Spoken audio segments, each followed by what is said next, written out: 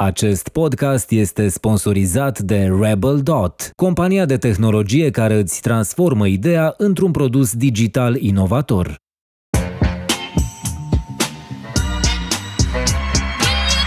On campus. Hello, Maarten. Servus. Welcome to our podcast and to our studio. We are so happy to have you, and we are so eager to ask you so many questions because you have a track record of building big teams, starting from a very small one to quite an amazing, more than 1,000 people team in Gideon. And now you're the CEO of an international company that started locally, Tecknoworks, and we are really looking forward to find out more about your experience into leadership, building happy teams. How are you handling this hybrid, nobody knows exactly what it is type of period? And what makes a leader great in these very challenging times? I think I covered all the questions. Yes, welcome. Well, that's quite an accomplishment. Thank you very much for having me. I'm honored to be here. Thank you. Tell us, well, everybody's talking about future of work, right? Yeah, and including us. Including us, yeah. And we are dying to ask also what is your perspective, because you are having a team that is growing, and you told us that you're growing on 5 countries. So you must be doing something well to grow.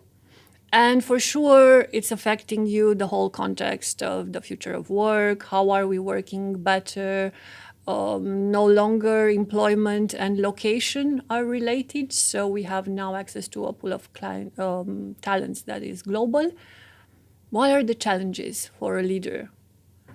Out of the 100, what are the top 3 challenges in nowadays that are, let's say, different from what it was when you built Gideon in the past?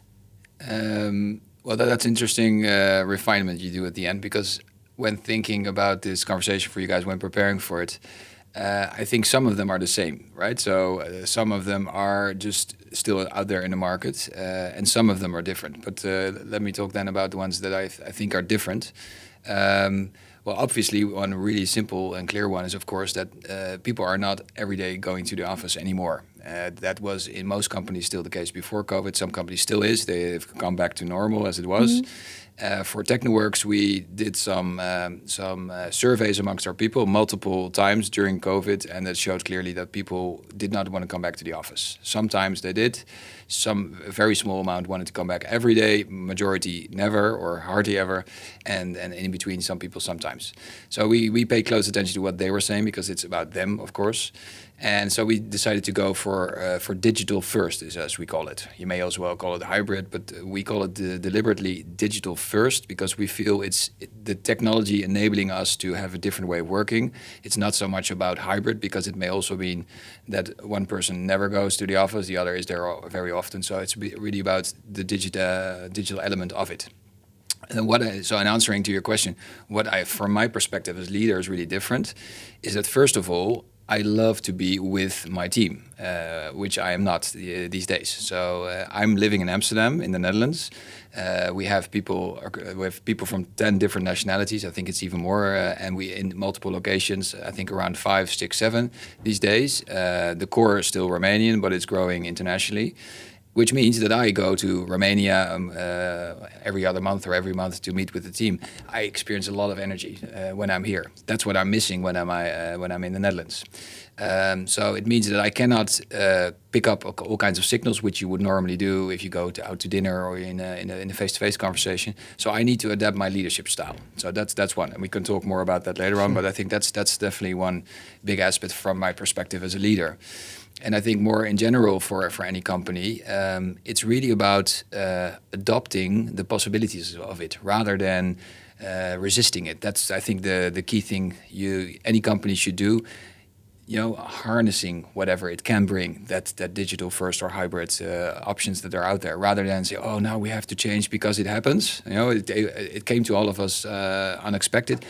No, I think you should turn it around because there's many, many big benefits. For instance, what we try to do at Tecknoworks, we try to give people the maximum freedom to do their work from any place they want. And that has brought to us in the recent 2 years people that are living in multiple locations. So they don't have one specific location they work from, because we allow them to do the work from whether, as long as they do good work, as they're a good part of the team. It's up to them to where they want to live. So I think that kind of mentality, if you're open for it, you see the benefits, and it really helps people to make a great work-life integration. So that's I think another difference I see. I think I'm gonna just jump into a follow-up because I've been dying to ask you this question. It's a question you asked me when we first met, and it was quite impressive because he was one of the first CEOs. The first CEO I've met who asked me, "What's your hybrid strategy?" So really now it's my turn. But just to complete this question, I also read a lot about your mission to create a happy workplace where the fun part of happiness happens and all this. And I'm really curious, how do you do this in this new context? How do you help people become happy and fulfilled at their jobs? And what is your hybrid strategy? Thank you. That's a nice question. I love to talk about that.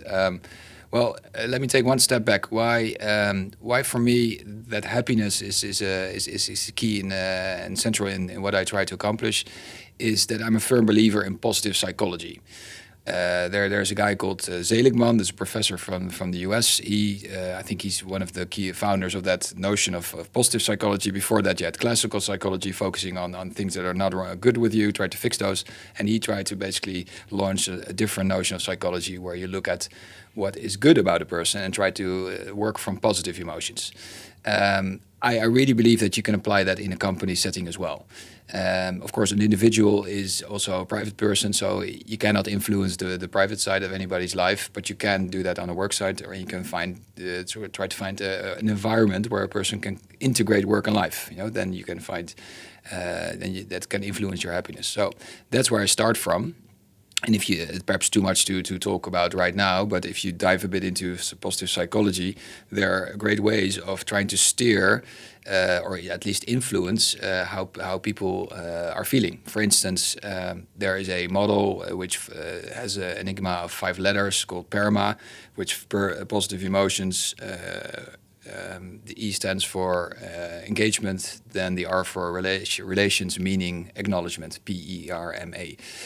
Those are the drivers for any person's happiness. It's different from one person to another. You may be more about the P, you're more about the R, but if you try to build your culture which takes into account all 5, then you're driving a culture that hopefully helps people to be more happy than they already are.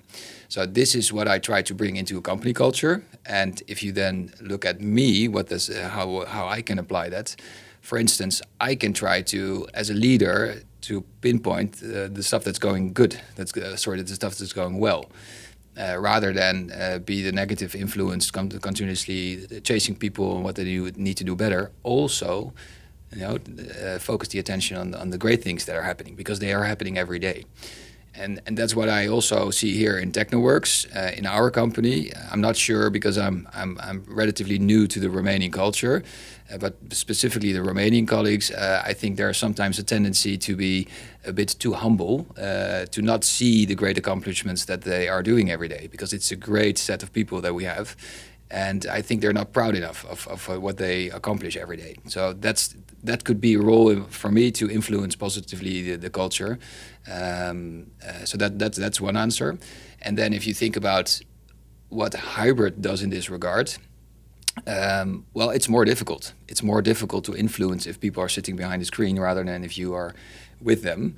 But you can try to do that. For instance, a small practical example, what we just launched is that in each huddle, which we have every week, 2 persons prepare a profile of themselves in which they talk about not only about work, but also what they do outside of work, hobbies. They put 3 pictures on screen that they share, tell why they chose those 3 pictures. And what you get is really beautiful stories about people's lives. and that allows us to connect, and that's the R in the person relations. behind the screen, yeah. Yeah, so it again, precisely, it becomes a person rather than a face behind the screen. So that's really practical ways, and why do we do that? That's coming back to that notion of positive psychology and the R of relations being a factor in that. So that's how you turn a theory into a very simple ritual, which you apply every week in our case, and hopefully that helps to make it a stronger company culture. I'm known for jumping off the script. Sorry, I'll just do it one more time. Yeah, go ahead. You recently opened a very beautiful office in Cluj-Napoca, so out of personal interest, I have to ask, does the office still play a part in this strategy, hybrid strategy you have? Yeah, it certainly does. It certainly does. So why did we come to the CBC campus with our office? We were having a great office. It was really, I think, one of the front runners in how you could have an office in Cluj. But it was simply too big.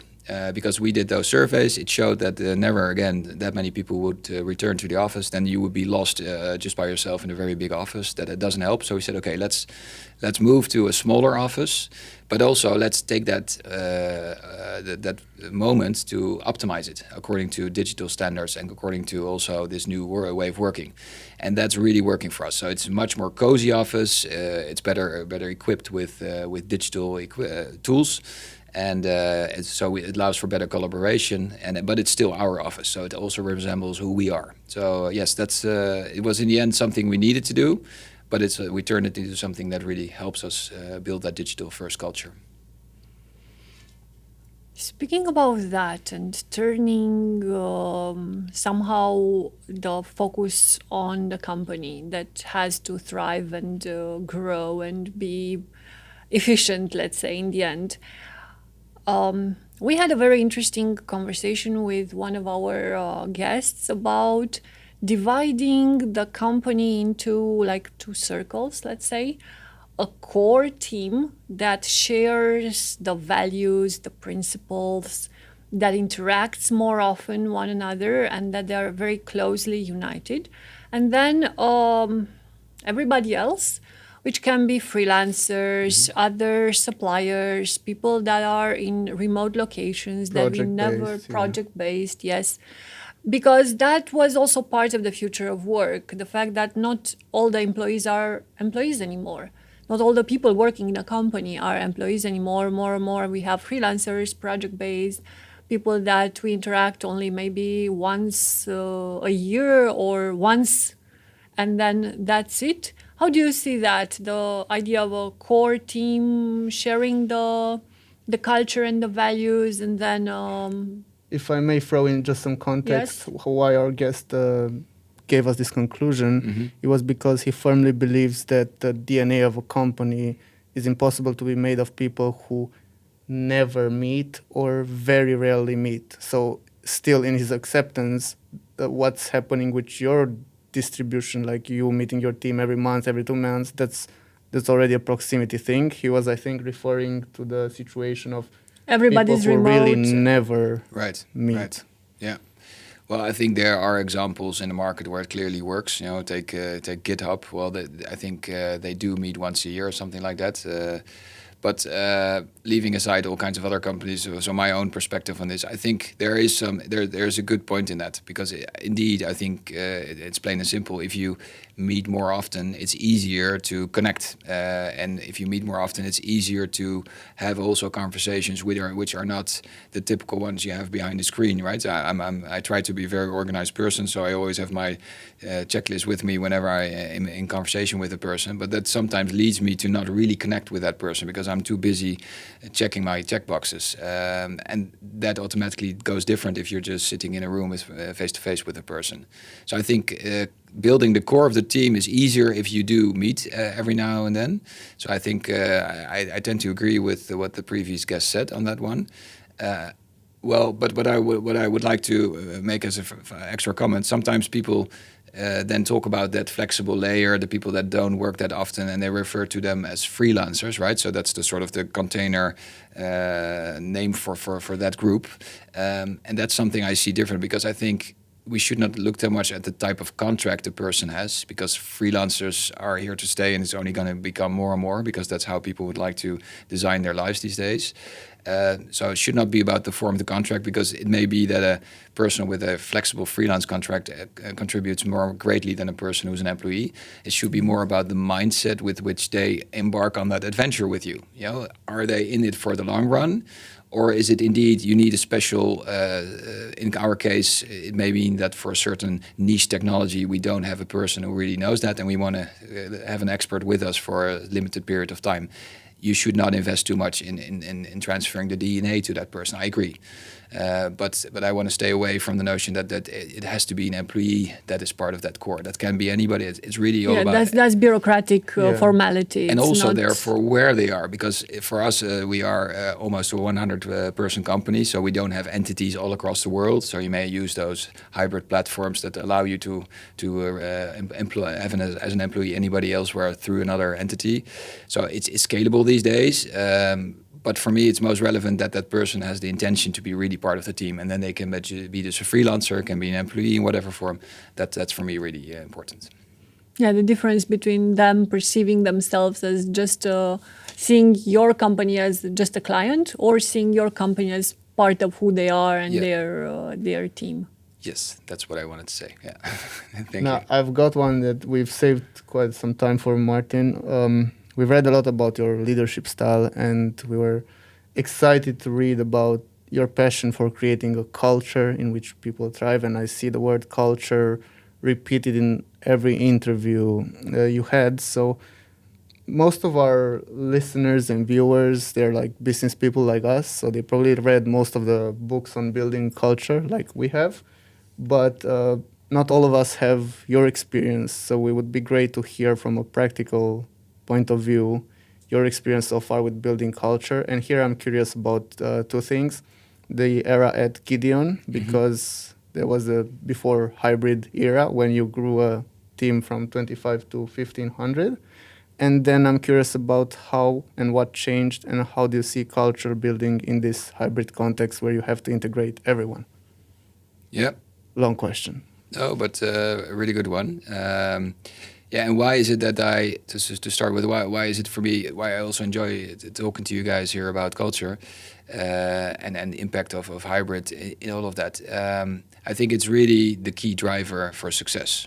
And I cannot make that really as a academic point, because I think it's really difficult to prove that. But in my, according to my experience, it can be the driver for the success of a company. So that's why for me it's so relevant. So in the end, it's about results, and I think they can be better achieved through a company with a strong culture. First about Gideon, the company I was working for almost 10 years. It was a big experiment at first. I was pretty young at the time. The company was pretty small at the time. We not always had the funds to really recruit the proper people to support us in doing so. So it was sometimes also us reading books or getting inspired by watching YouTube video, and then applying elements out of what we learned and just trying to make it work. And that would also be, for me, sort of the definition of a culture. It's a collection of all kinds of rituals and habits and tools you use to stimulate the way people work. If that's the definition, that's also what we did. We implemented all kinds of different elements, which in the end build up to that culture. And some failed dramatically, and it was my personal fault. And that was also a learning. But sometimes it was also a success. For instance, we reformulated our company values at one point in time. And I just saw a post from Gideon where, again, I think it was share the fun was one of the 5 key values. It was again used by the now CEO of the company. So I'm disconnected from the company for some time. I left in 2018. But I think that's a really strong signal that they still use that value to promote Gideon as a good employer. So values can be a great tool to put in a certain culture or stimulate a certain culture. So that's the one practical example. I would definitely recommend everybody to really explore how to use values in a great way, and to be really careful in how you formulate them and then use them. to give you one really practical example, what we then did, we, for instance, thought, okay, so if share the fun is a value, which it was at the time of Gideon, okay, how can you then create a ritual which celebrates that share the fun value? So what we did is, at the time, there was a daily huddle. So once a week, that daily huddle has as theme, share the fun. So then it should be about that. And there was a Share the Fun committee. That's another practical example, which was organizing all kinds of events, mostly, of course, parties. So that's the kind of thing. To everybody's disappointment, of yes, course. Yeah, definitely nobody liked that, of course. So it's always, for me, it's about returning rituals, which you implement, which come from a bigger why, which relates back to the company culture. And that's also what I try to do now in this. That's the second answer, or the answer to your second question, Vlad. So how does that now relate to hybrid situations? Well, there also you need to think about rituals that compensate for the fact that not everybody is in the same room, but can strengthen that company culture. I just gave one example, of the personal profiles being shared in Huddle, because there were so many new people coming. That very often the new ones didn't know the people that were a long time in the company. We have people that are 20 years with us. We're existing now 21 years, so we have one person that is already 20 years with the company. I yesterday had dinner with somebody who was 16 years at the company. So, well, you need to tell the story, who they are, also to the new joiners, and the new joiners to them. So that's one typical example of how you could strengthen a culture in digital era. And that's what I try to do. I try to think back from, where is it that we want to take this company? What is our company culture about? And then create those rituals. And it's very often just a creative exercise together with some people. Hey, shall we do this? And then try to do it. If it doesn't work, stop it and iterate like that. Yeah. Wow, and I guess also from one of your interviews, you said that you're very mindful of the local flavor, let's say, the local peculiarities, special things that the group from Romania maybe does different from the group from Germany or from another country. And still you have to combine everybody into one big culture, because you may have the small local culture and then you have the big umbrella. And I think that is doubles the challenge. Yes, so to speak. Absolutely, that's right. So, for instance, right now we as Tecknoworks, we try to build also a team locally in India. Almost a year ago, we strategically said, okay, we have to source from more locations than we're currently doing to de-risk and to also tap into more talent markets, and also from time zone perspectives. Okay, so we decided after some studies to try to make that happen in India. Right now, we have a couple of employees there.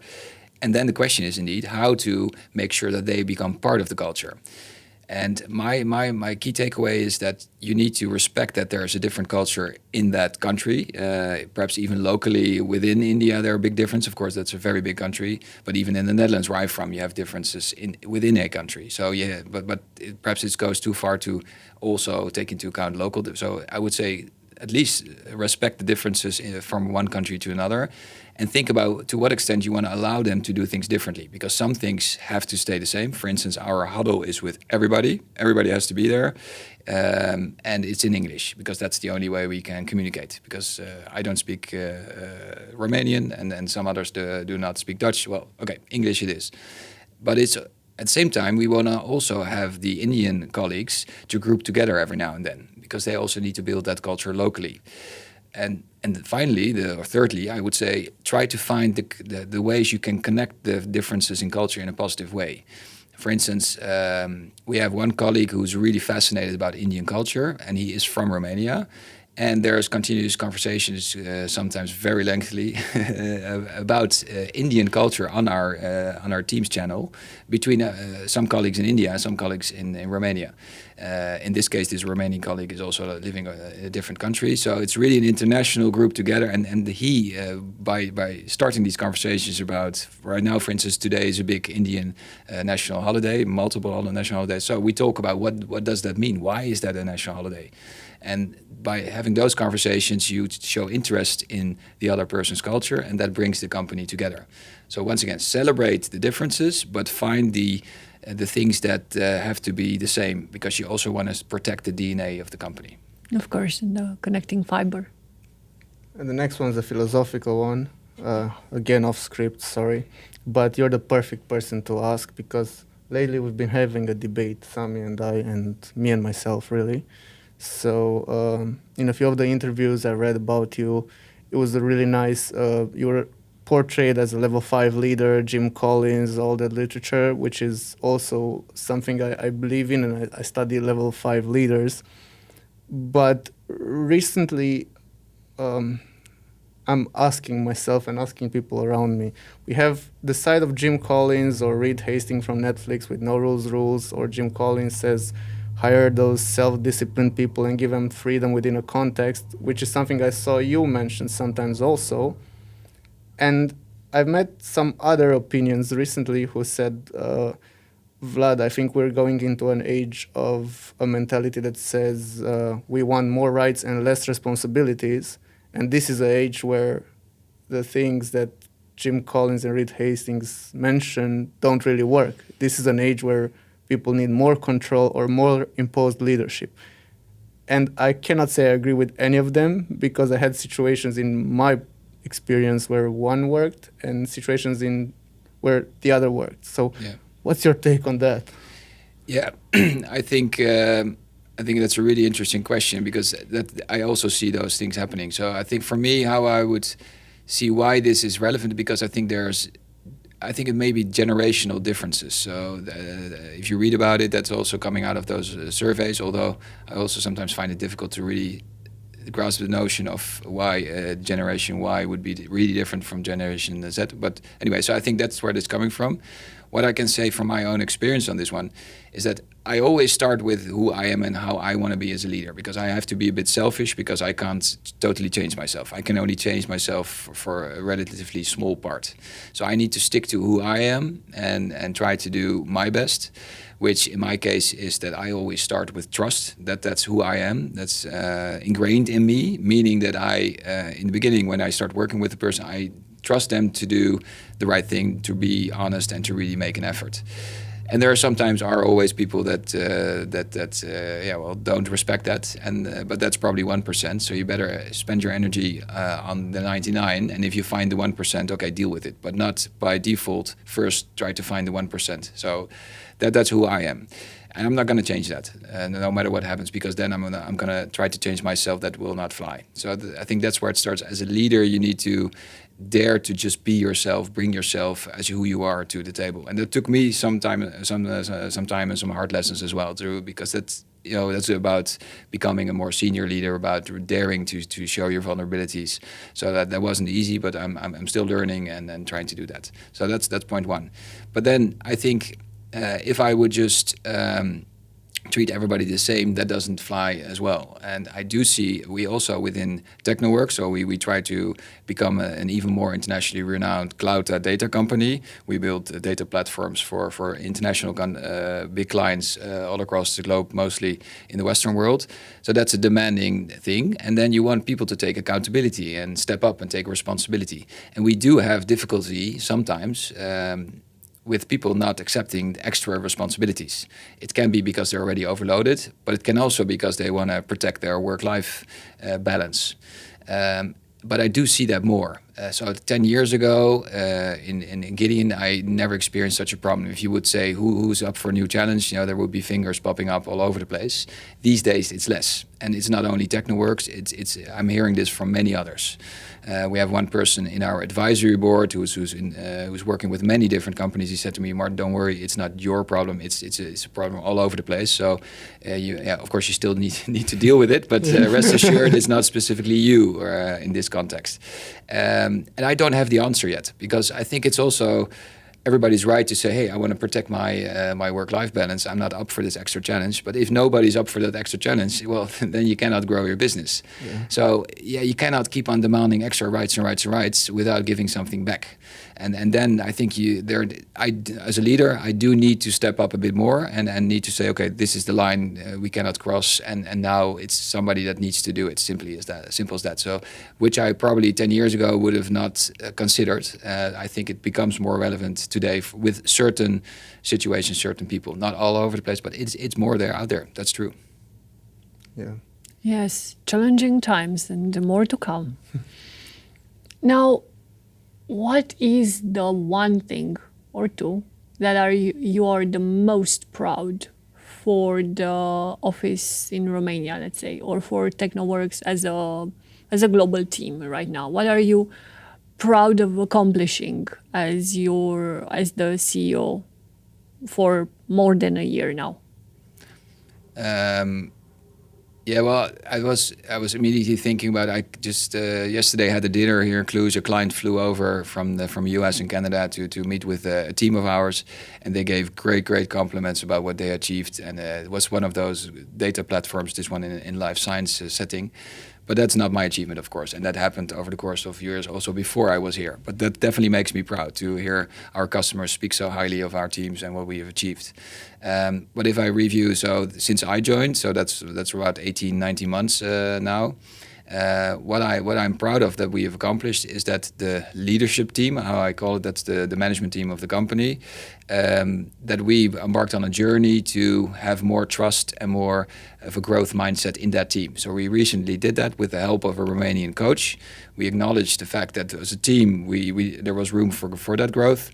And we reformulated the values that we honor within that team. And I now see a really different behavior in that team. And so I think that's really where it all starts. If we as a team are not aligned, how can we expect from anybody else to follow in our footsteps?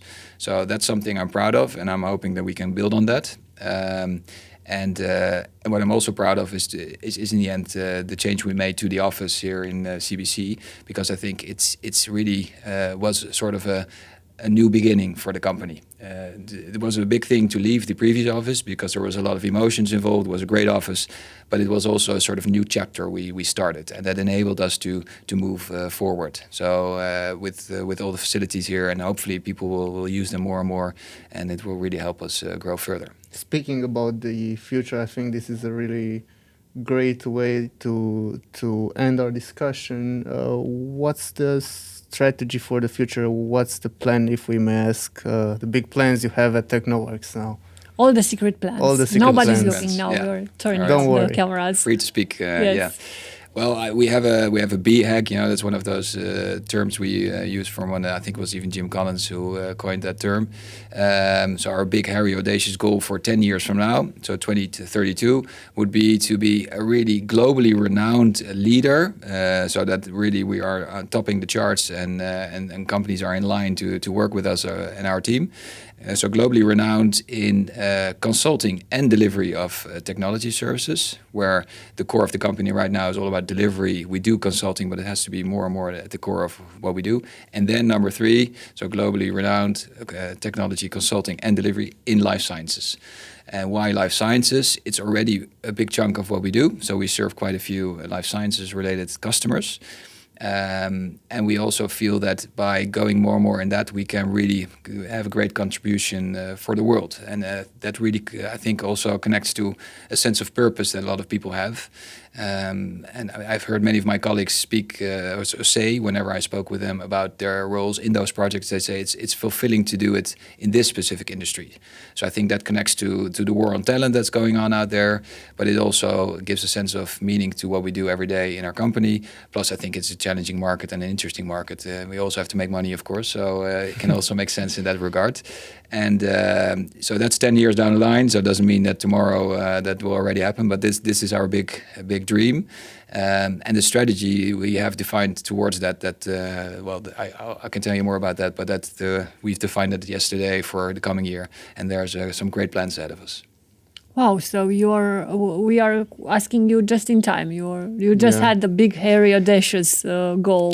We formulated that last year, so that strategy still stands. But we refined so we have a sort of, also that's something I firmly believe in, have really strong meeting rhythms. So we have quarterly, but also annual meetings. To reiterate and see, exactly. course correct if precisely. it's necessary. So we course corrected basically our strategy that we formulated last year. So what do we need to add? What do we need to remove?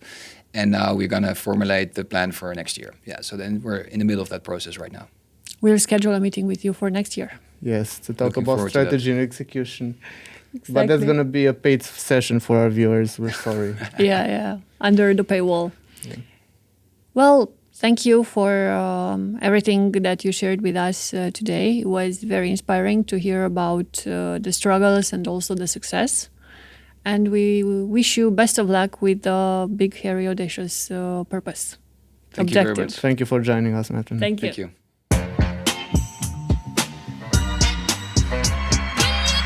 On Campus.